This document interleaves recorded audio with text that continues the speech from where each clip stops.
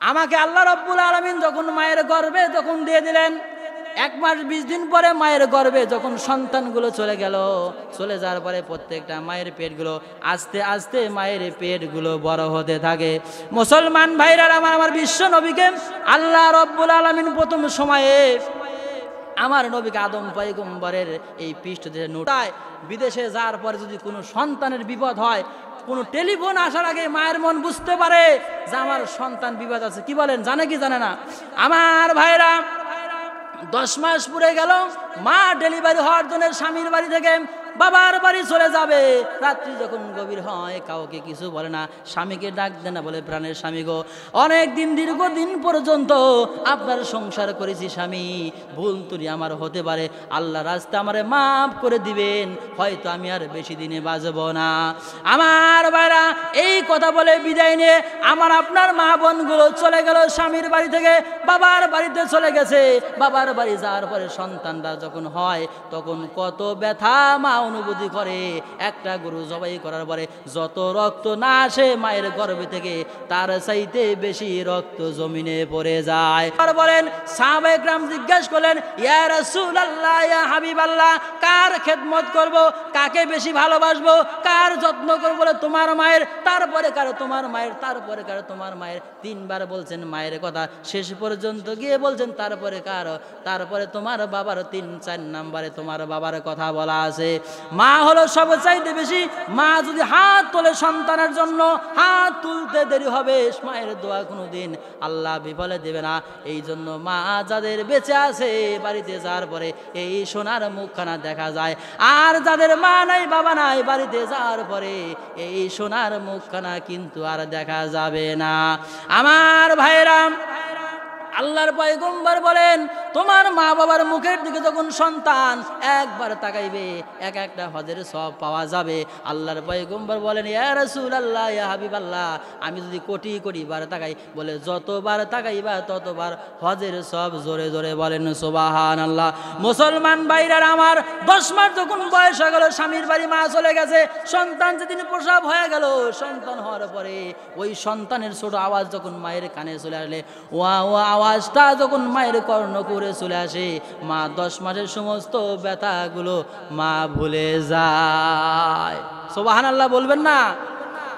10 মাস চলে গেল, কত কষ্ট করেছে সেই মাকে আমরা অনেক সময় দেখতেই পারি না। এরকম সন্তান আছে কিনা?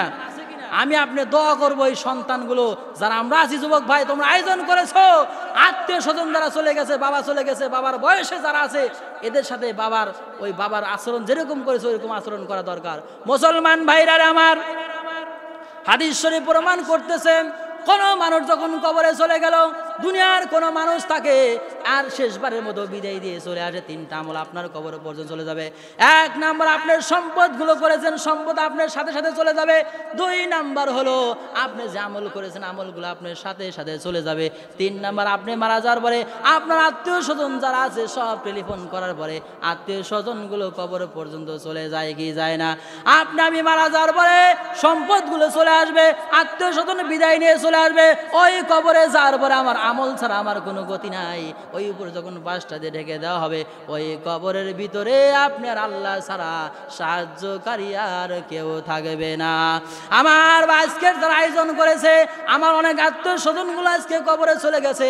ওগো আল্লাহ, আজকে কোরআনের মাহফিল উজলা করে আমাদের আত্মীয় স্বজন যারা চলে গেল, আল্লাহ তাদের কবরটা তুমি জান্নাতের বাগান বানিয়ে দাও। জোরে জোরে বলেন আমিন। যারা চলে গেছে আমরা তাদের জন্য দোয়া চাই, করি কি করি না? যে আল্লাহ তুমি তাদের জান্নাত দিয়ে দাও, এবং আমরা যারা বেঁচে আছি আল্লাহ আমাদের হেদায়েত দান করে দাও। কিন্তু আমরা দেখেন, ভালো মানুষ যখন মারা যায় সারা পৃথিবী থেকে তার জন্য দোয়া হয়। কি বলেন? দোয়া হয় কি হয় না? আর এই লোকগুলা মারা গেলে পরে দেখবেন যে দোয়া করি না। হ্যাঁ, এরপরে বলেছিল তারা কি গরম তাদের বক্তব্য, তারা ইসলামকে মিটিয়ে দেওয়ার জন্য, ইসলামী আন্দোলনকে দমন করার জন্য তারা হেফাজতের আমাদের ভাইদেরকে শাপলা চত্বরে মেরে শেষ করেছিল। কি বলেন? এই এলাকাতে একজন আছে এখনো পাও কাটা, কি হুজুর আছে না? তাহলে দেখেন তারা এই আবু সাইদ থেকে শুরু করে ছাত্রদের পর্যন্ত কত যে মারছে হিসাব ছাড়া, এবং শেষ পর্যন্ত আরো মারার জন্য অর্ডার করেছিল। যে ট্রাইব্যুনাল তারা গঠন করেছিল যে বিচার করবে, তারা বিচার শেষ পর্যন্ত করতে পারে না। আল্লাহ রাব্বুল আলামিন তাদের সেই বিচারে কাঠ করে আবার দাঁড় করেছে। কয়েকদিন আগে দেখেন নাই, মন্ত্রীরা সব 13 জন মন্ত্রী, ইনু মেনন সহ, হ্যাঁ, আইনমন্ত্রী আনিসুল সহ সব গরুকে যেরকম করে হাটে নিয়ে যায়, মনে হয় গরুর দল ধরে নিয়ে যাচ্ছে, সব ট্রাইব্যুনালে নিয়ে যাওয়া হচ্ছে। ওখান থেকে সবাই মাপ চায়, সবাই কি কয় যে আমরা ভুল করেছি, আগে বোঝো নাই তোমরা, কি বলেন? এই জন্য এক কবি সাহেব একটা সঙ্গীত লেখছে, আপনাদের একটু শোনাই, অনেক সময় আলোচনা, কি বলেন?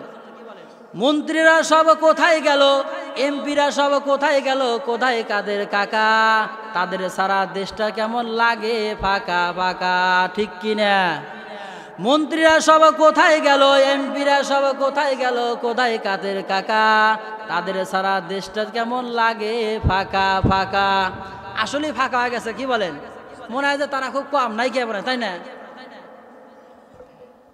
আইন মন্ত্রী আটকে গেল আইনেরই জালে, দাড়ি কেটে সালমানকে ভণ্ড ভণ্ড লাগে।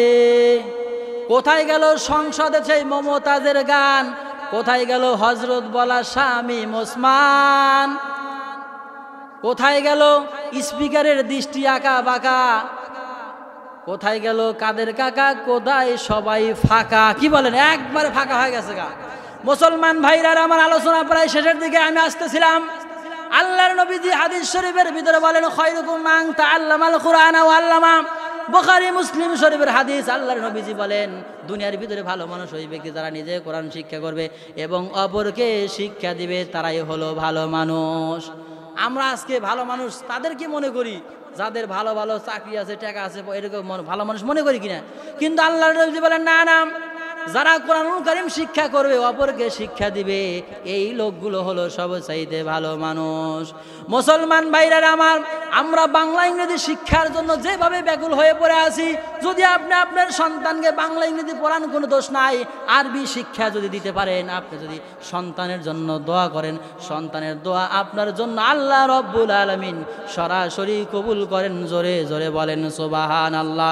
মুসলমান ভাইরা আমার, আল্লাহ রব্বুল আলামিন সূরা বানী ইসরাঈলের ভিতরে বলেন, রব্বির হামহুমা কামা রব্বায়ানি সগীরা। সন্তান যদি পিতা মাতার জন্য দোয়া করে, সন্তানের দোয়া আল্লাহ রব্বুল আলামিনের মাঝখানে কোনো পর্দা থাকে না, সঙ্গে সঙ্গে কবর পর্যন্ত দোয়া পৌঁছে যায়। জোরে জোরে বলেন সুবহানাল্লাহ। মুসলমান ভাইরা আমার, এই দুনিয়াতে আমরা যারা আছি ভাই, কেউ একদিন না একদিন চলে যাব কি যাব না, কেউ আমরা থাকতে পারবো না।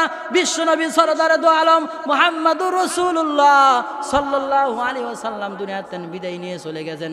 আমার নবীও এই দুনিয়াতে বেশি দিন থাকতে পারে নাই, আমাদেরও যাইতে হবে। বিশ্বনবী জনাবে মুহাম্মাদুর রাসূলুল্লাহ সাল্লাল্লাহু আলাইহি ওয়াসাল্লাম দুনিয়ার জমিন থেকে বিদায় নিয়ে চলে যাবেন।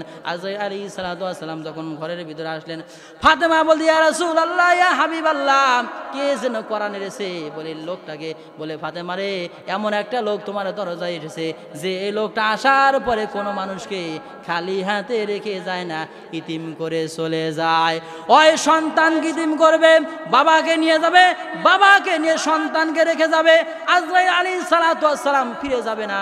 আল্লাহর পয়গম্বর বললেন, আজরাইল এখন কি করতে চাও? বলে আল্লাহ অর্ডার করেছে আপনাকে যাইতে হবে।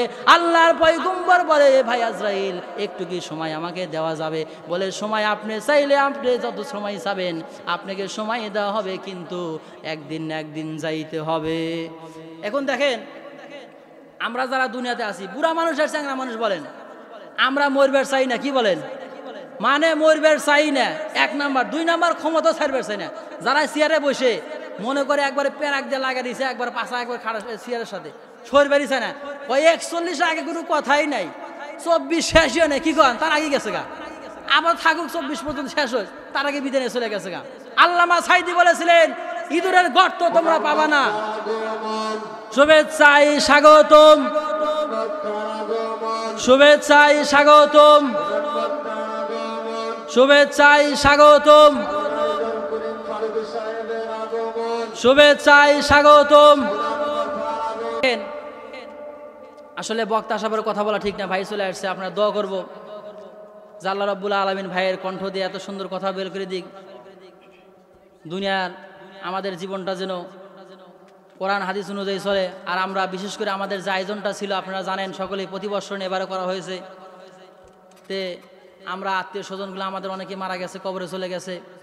আমরা দোয়া করবো যে আল্লাহ এই কোরআনের মাহফিল রসুলা করে আল্লাহ যেন প্রত্যেকটা শুধু পানাগারি নয়, তামাম পৃথিবীর মাটির নিচে যত মায়াত কবরে চলে গেছে এদের কবরটা না আল্লাহ জান্নাতের বাগান বানিয়ে দেয়, বলেন আমিন। 2 নাম্বার দেখেন, আমরা শীত চলে এসে আমরা বড় বড় ন্যাপ খেতা কম্বলে থাকতে পারি না, কি বলেন, কত শীত। আর যারা চলে গেছে এদের জন্য আমরা দোয়া করি, আল্লাহ আমরা একটা সাদা কাপড় দিয়েছি, আল্লাহ তাদের কাপড়টা খুলে তুমি জান্নাতের রেশমি কাপড়টা পরাই দেখ, বলেন আমিন।